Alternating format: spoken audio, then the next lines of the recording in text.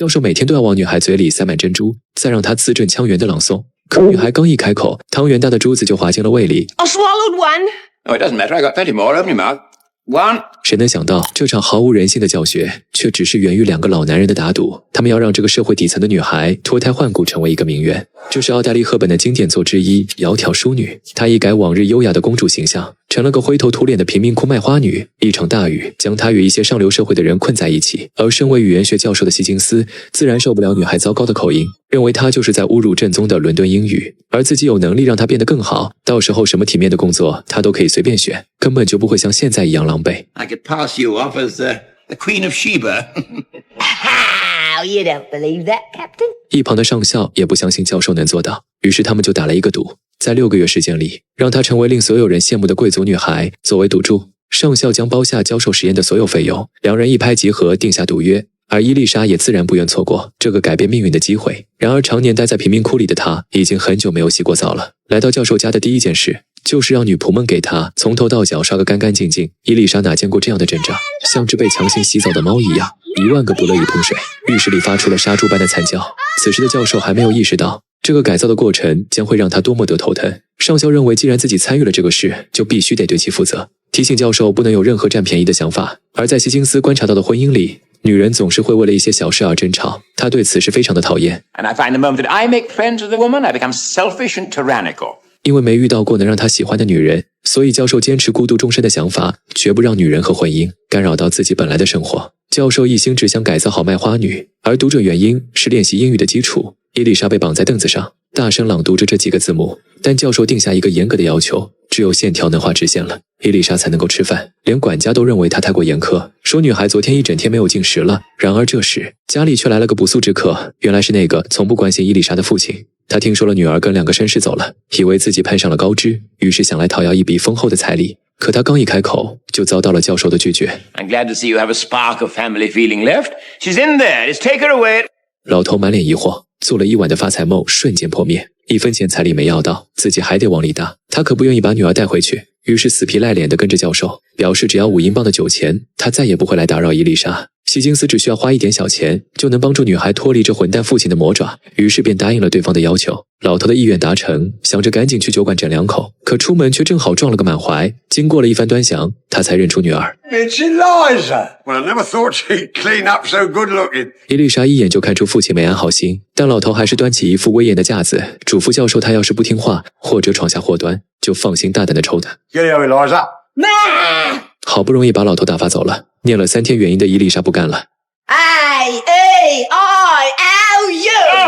A-E-I-O-U. 他觉得这太过枯燥，能不能换点有意思的方法？希金斯想了许多的点子，无论是教学与音乐相结合，还是往嘴巴里塞满珠子。训练了不少的日子后，他的进步却始终微乎其微。于是教授又搞了台设备，只要发出哈气音，就能让火苗高高窜起。伊丽莎对这个玩意儿很感兴趣，很快就让她深陷其中。可没过多久，她就被一旁的镜子吸引了注意，手中的纸也被火焰引燃，差点让教授的房子遭了殃。希金斯感到非常的头疼，他从未遇到过这么难教的学生，而伊丽莎也是同样的难受，每天从早练到半夜，她的情绪接近崩溃。或许是否极泰来，伊丽莎发自内心的抱怨，发音竟出奇的标准。 I think she's got it. I think she's got it. 伊丽莎的训练初见成效，隔天他们便迫不及待地带着女孩参加贵族云集的赛马聚会。她拉着母亲想要展示自己的指导成果。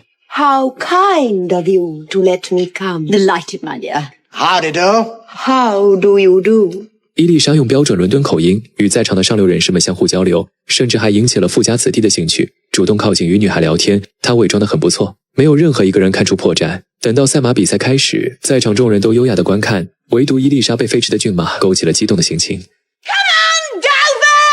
Move your blooming ass! 粗鄙的语言惊呆了所有人，之前的一切伪装全都功亏一篑。教授和上校尴尬地寻找地缝。散场时，母亲拉着希金斯劝告，放弃这个愚蠢的赌约。江山易改，本性难移。即使把女孩包装成了皇家贵族，她本质上还是贫民窟的卖花女。回去的伊丽莎十分自责，都是因为控制不住激动的心，才搞砸了这一切。看着女孩如此难受，上校提出毁掉这个赌约，让教授终止这场改造。这本身就是一件错误的事。以前他只需要拥有简单的快乐，就会感到无比的幸福。但却因为他们2人被带到上流社会中，剥夺了本该属于他的快乐。教授也来回踱步，思考着该不该就此放弃。就在这时，那个对伊丽莎产生好感的富家子弟找了过来，女孩当众出糗的行为不但没让他反感，反而弗雷迪还感受到了伊丽莎真实的一面。于是他带着鲜花想要表达爱意，可是心情糟糕的女孩并不想见任何人，弗雷迪也没有执意打扰，留下鲜花独自离去。得知自己还有人喜欢，伊丽莎也找回了自信心，她还是想继续改变，于是更加努力地配合教授练习，无论是口音还是礼仪。又经过了2个月的时间，终于到了皇家大使馆舞会的日子。伊丽莎身着一袭白礼服惊艳亮相，款款走下阶梯的身姿也与真正的公主一般无二，加上满身珠宝的加持，即便是平日里严肃死板的教授，看了也是满心的欢喜。他们一起来到女王的舞会，准备迎接最后的考验。这里有着欧洲各国而来的贵族，只要这次没有被人发现，他们的实验就圆满地完成了。可教授却遇上了巨大的威胁，自己最出色的语言学徒弟也在此。他深得教授的真传，只要听见对方说出一个词，就能判断是哪里的口音。No imposter can escape my detection.